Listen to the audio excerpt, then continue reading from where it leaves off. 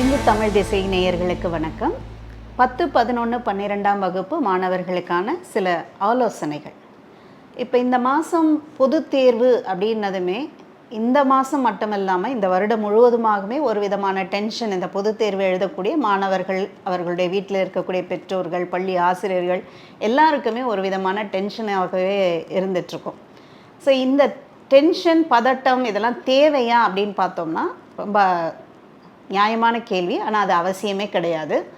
ஏன்னா ஒவ்வொரு ஆண்டும் நம்ம பள்ளி சேர்ந்த காலத்துலேருந்தே தேர்வுகள் எழுதிட்டே தான் இருக்கீங்க பிள்ளைங்க.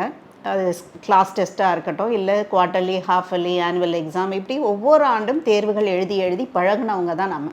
இப்போ பொது தேர்வுனா மட்டும் ஏன் இந்த ஒரு பதட்டம் அப்படின்னு பார்த்தோம்னா, எல்லாம் நம்மளை சுற்றி இருக்கிறவங்க எல்லாம் அதை சொல்லியே நீ இந்த 10th எடுக்கிற மார்க்கு தான் உன் லைஃப்பை டிட்டர்மைன் பண்ண போகுது, நீ என்ன குரூப் எடுக்க போகிற, 11th 12th நீ எடுக்கிற மார்க்கு தான் நீ காலேஜ் சேர போகிற, உன் லைஃப் என்னவா மாறப்போகுது அப்படின்றதுக்கு ஒரு நுழைவு தேர்வு மாதிரி அப்படின்னு சொல்லலாம். அதை சொல்லியே நம்மளை ஒரு டென்ஷனுக்குள்ளேயே வச்சுருக்காங்க. ஆனால் இந்த டென்ஷனோடையே நம்ம படிச்சுட்டு இருந்தோம்னா நம்மளோட படிப்பு நிச்சயமாக பாதிக்கும். அதனால் டென்ஷன் எதுவும் இல்லாமல், பயமோ பதட்டமோ இல்லாமல் நேர்மறையான எண்ணங்களோட தேர்வை அணுகிறது தான் இந்த தேர்வை சந்திக்கிறதுக்கான முதல் படி அப்படின்னு சொல்லலாம். இப்போ எப்படி பயம் பதட்டம் இல்லாமல் இருக்கணும் அப்படின்னா, அதற்கான சரியான ப்ரிப்பரேஷன், தயாரிப்பு நல்லா இருந்துச்சு, அதற்கு என்னென்னலாம் பண்ணணும் அப்படிங்கிற ஐடியா நம்மக்கிட்ட இருந்துச்சுன்னா நம்ம பயப்பட வேண்டிய அவசியமே கிடையாது. சரி, என்ன பண்ணணும் அப்படின்னு பார்த்தீங்கன்னா, இந்த பொது தேர்வு நீங்கள் நல்லபடியாக வெற்றிகரமாக முடிக்கிறதுக்கு 4 R's அப்படின்னு சொல்லுவோம். இப்போ register, recall, retrieve and reproduce, இந்த 4 R பற்றி உங்களுக்கு தெளிவான ஒரு ஐடியா இருந்துச்சுன்னா நீங்கள் பொது தேர்வுக்காக பயப்பட வேண்டிய அவசியம் கிடையாது. ஏற்கனவே இப்போ 11th 12th மாணவர்கள் எக்ஸாம்ஸை ஸ்டார்ட் பண்ணிட்டீங்க. 10th ஸ்டாண்டர்ட் மாணவர்கள் இனிமேல் தான் ஸ்டார்ட் பண்ண போகிறீங்க. ஓகே, ஸோ 11th 12th மாணவர்கள் ஏற்கனவே பப்ளிக் எக்ஸாமை சந்தித்தவங்களும் கூட உங்களுக்கு அனுபவமும் இருக்குது. ஸோ அதனால் அடிப்படையான சில சந்தேகங்களோ பயங்களோ உங்களுக்கு இருக்காது. அப்போ இந்த ரெஜிஸ்டர் அப்படின்னா என்ன அப்படின்னா, எப்படி நீங்கள் தேர்வுக்கு தயாரிக்கிறீங்க. இப்போ ஒவ்வொரு எக்ஸாமுக்கும் இப்போ வருஷம் ஃபுல்லாக தயாரிச்சிட்டிங்க, இப்போ தேர்வுகள் ஆரம்பிக்குது. இப்போ ஒவ்வொரு எக்ஸாமுக்கும் 2 நாளோ 3 நாட்களோ டைம் இருக்குது. இந்த 2-3 நாட்களை நீங்கள் எப்படி சரியாக பயன்படுத்த போகிறீங்க. இப்போ எத்தனை பாடம் இருக்குது ஒரு சப்ஜெக்ட்லேயும், அந்த சப்ஜெக்டில் எத்தனை லெசன்ஸ் இருக்குது, அந்த லெசன்ஸுக்கு எதுக்கு ப்ரையாரிட்டி கொடுத்து எவ்வளோ நேரம் ஒரு லெசனுக்கும் நீங்கள் கொடுக்கணும், படிக்கிறதுக்கு நேரத்தை எடுத்துக்கணும் அப்படிங்கிறத டைம் டேபிள் போட்டு, ஒரு நாளைக்கு நான் இத்தனை பாடத்தை முடிப்பேன், 1 மணி நேரத்தில் இவ்வளோ கொஷின்ஸை நான் படிப்பேன் அப்படின்னு கரெக்டாக டைம் டேபிள் போட்டு மேக்ஸிமம் அந்த டைம் டேபிளை நீங்கள் ஃபாலோ பண்ணுற மாதிரி பார்த்துக்கணும். சாப்பிட்றதுக்கு, தூங்கிறதுக்கு, உங்களோட கொஞ்சம் ரிலாக்ஸ் பண்ணிக்கிறதுக்கு, ரெஸ்ட் எடுக்கிறதுக்கு எல்லாத்துக்குமே அந்த டைம் டேபிளில் இடம் இருக்க வேண்டியிருக்கும். ஏன்னா 24 மணி நேரம் நிச்சயமாக படிக்க முடியாது, படித்தா அது பிரயோஜனமும் இருக்காது. 1 மணி நேரம் படிக்கிறீங்கன்னா கண்டிப்பாக ஒரு 10 minutes உங்களை கொஞ்சம் நீங்கள் ரிலாக்ஸ் பண்ணிக்கணும். ஒரு பிரேக் எடுத்துகிட்டு ஒரு வாக் போயிட்டு என்ன படிச்சிங்க, அந்த 1 மணி நேரம் என்ன படிச்சிங்க அப்படின்னு ரீகால் பண்ணுறதுக்கான ஒரு டைமாக அதை நீங்கள் யூஸ் பண்ணிக்கணும். ஏன் இந்த ரீகால் ரொம்ப அவசியம் அப்படின்னு பார்த்தீங்கன்னா, படிச்சுட்டே இருந்தோம்னா அது எங்கே இருக்கும் அப்படின்னு பார்த்தீங்கன்னா, அந்த நேரம் உள்ள ஒரு ரொம்ப ஷார்ட் டேர்ம் மெமரியில் தான் இருக்கும். அது நீங்கள் ரீகால் பண்ண தான் இந்த கேள்விக்கு என்ன படித்தோம் அப்படின்னு நீங்கள் கண்ணை மூடி ரீகால் பண்ணும்பொழுது, இல்லை நடந்துக்கிட்டு ரீகால் பண்ணும்பொழுது தான் அது எந்த பேஜில் படித்தோம், எங்கே ஆரம்பிச்சது, எங்கே முடிஞ்சது, என்னென்ன கீ பாயிண்ட்ஸ் எல்லாம் நம்ம அண்டர்லைன் பண்ணியிருந்தோன்றது உங்கள் மனசுக்குள்ளே ஓட ஆரம்பிக்கும். எப்படி ஒரு காட்டு வழியில் முதல்ல நடக்கிறப்ப கஷ்டமாக இருக்கும், திரும்ப நடக்கும் பொழுது அது ஒரு ஒத்தையடி பாதையாக, ஒரு தெளிவான நடக்கிறதுக்கு சுலபமான ஒரு பாதையாக மாறுது இல்லையா, அந்த மாதிரி தான்.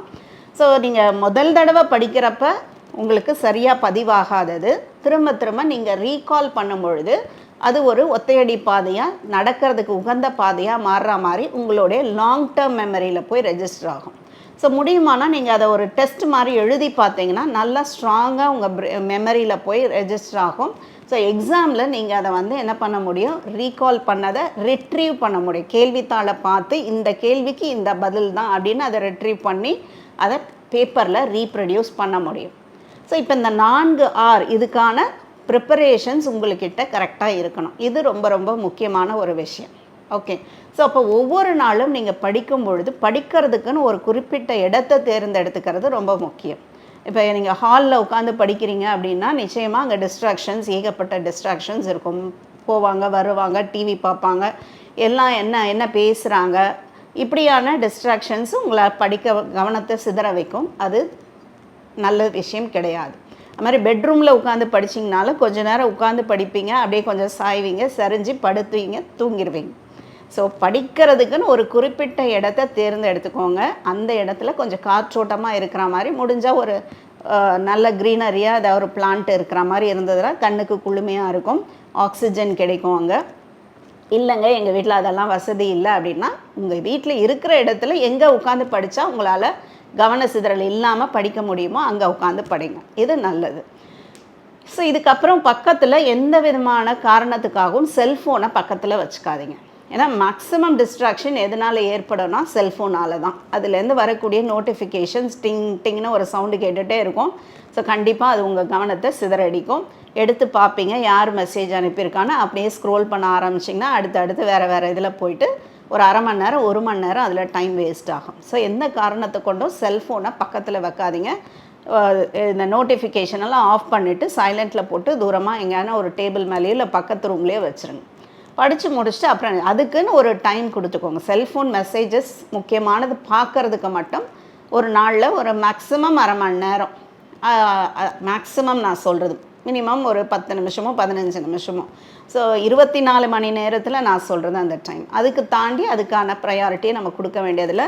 ஸோ எக்ஸாம்ஸ் முடிகிற வரைக்கும் இந்த மற்ற medias, social media, WhatsApp, TV, other பொழுதுபோக்கு அம்சங்கள் இதெல்லாம் கொஞ்சம் ஓரம் கட்டி வச்சோம்னா தான் நம்ம படிப்பில் கவனத்தை செலுத்த முடியும். அது ரொம்ப முக்கியம்.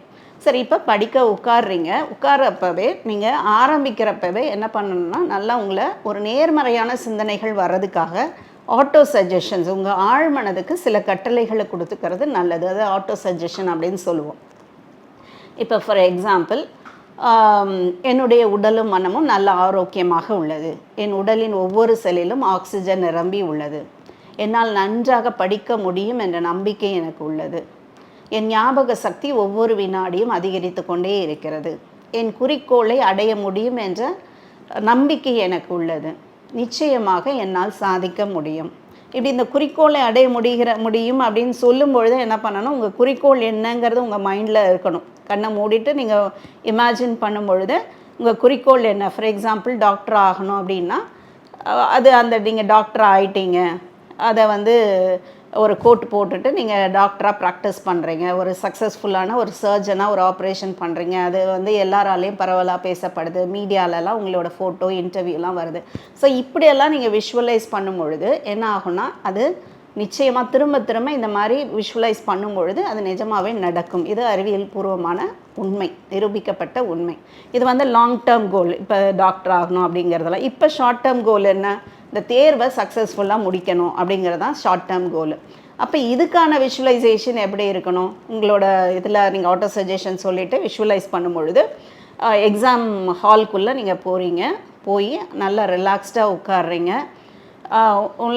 உங்களுக்கு எக்ஸாமினர் கொஷின் பேப்பர் கொடுக்குறாங்க. அதை பார்க்கும் பொழுதே உங்களோட முகம் நல்லா பிரகாசமாக ஆகுது.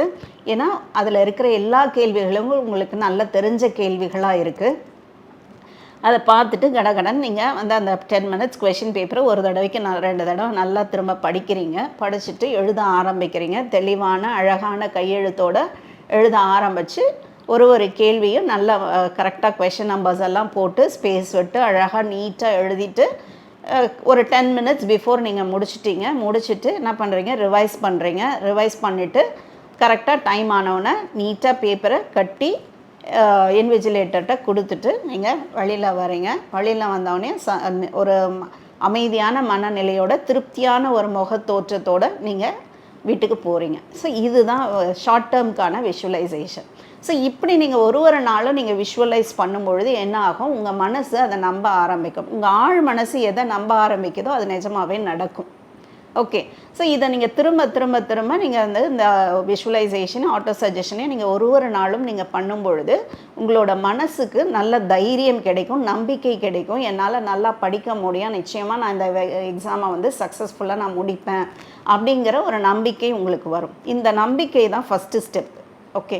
ஸோ இதோடு நீங்கள் படிக்க ஆரம்பிக்கும் பொழுது உங்களால் நல்லா படிக்க முடியும். படிக்கும் பொழுதே என்ன பண்ணணும்னா நோட்ஸ் வந்து நீங்கள் பாயிண்ட்ஸ் அண்டர்லைன் பண்ணுறதோட ஒரு கொஷினையும் நீங்கள் என்ன பண்ணலான்னா ஒரு மைண்ட் மேப்பாக, இந்த மாதிரி ஸ்டடி ஸ்கில்ஸ் நிறைய ஸ்டடி ஸ்கில்ஸ் இருக்குது.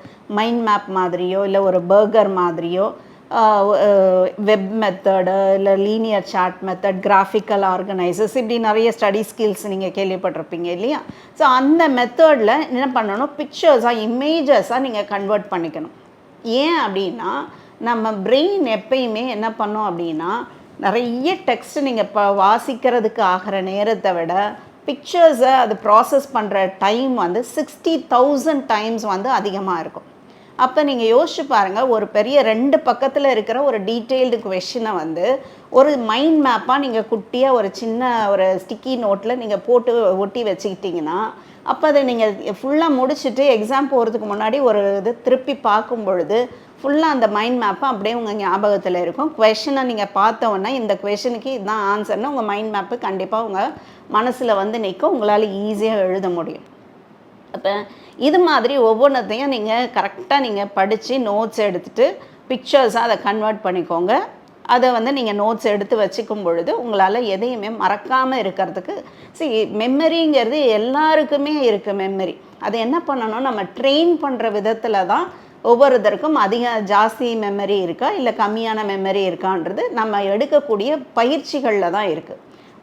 மூளையோட அளவு, மூளையோட கெப்பாசிட்டி எல்லாருக்கும் ஒரே மாதிரி தான்.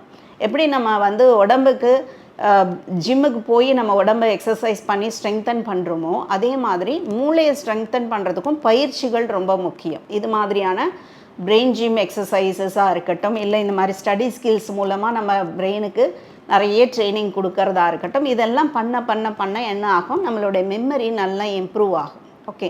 அதே மாதிரி மூளைக்கு நிறைய தண்ணி ரொம்ப அவசியம். தண்ணி வந்து நிறைய குடிக்கணும். ஒரு கொஞ்ச நேரத்துக்கு பக்கத்தில் ஒரு பாட்டில் வச்சுட்டு ஒரு 2 சிப்பு அப்படி தண்ணி குடிச்சிட்டே இருந்தோம்னா மூளை வந்து நல்லா ஹைட்ரேட்டடாக இருக்கும், அதோட கெப்பாசிட்டி நல்லா இருக்கும். ஸோ இப்படி வந்து நம்மளை வந்து ஆர்கனைஸ் பண்ணிக்கிட்டோம், கரெக்டாக நம்மளை தயார்படுத்திக்கிட்டோம்னா கேள்வித்தாளை பார்க்கும் பொழுது நமக்கு பயமோ பதட்டமோ இருக்காது. நல்லா டீப் பிரெத் எடுத்து நம்மளை ரிலாக்ஸ் பண்ணிவிட்டு கொஷின் பேப்பரை பார்த்து கடன்னு எழுதிட்டு நிதானமாக நம்ம எக்ஸாம் ஹாலை விட்டு வெளியில் வர முடியும். யாரோடையும் எந்த டிஸ்கஷனும் பண்ணாமல் வீட்டுக்கு போய் அமைதியாக படுத்து ரெஸ்ட் எடுத்துகிட்டு அடுத்த நாளுக்கான அடுத்த எக்ஸாமுக்கான ப்ரிப்பரேஷன்ஸில் நம்ம ஆரம்பிச்சிடலாம். இப்படி நம்ம பண்ணிகிட்டே இருந்தோம்னா எல்லா தேர்வுகளையும் நம்மளால் சக்ஸஸ்ஃபுல்லாக வெற்றிகரமாக முடிக்க முடியும். நன்றி.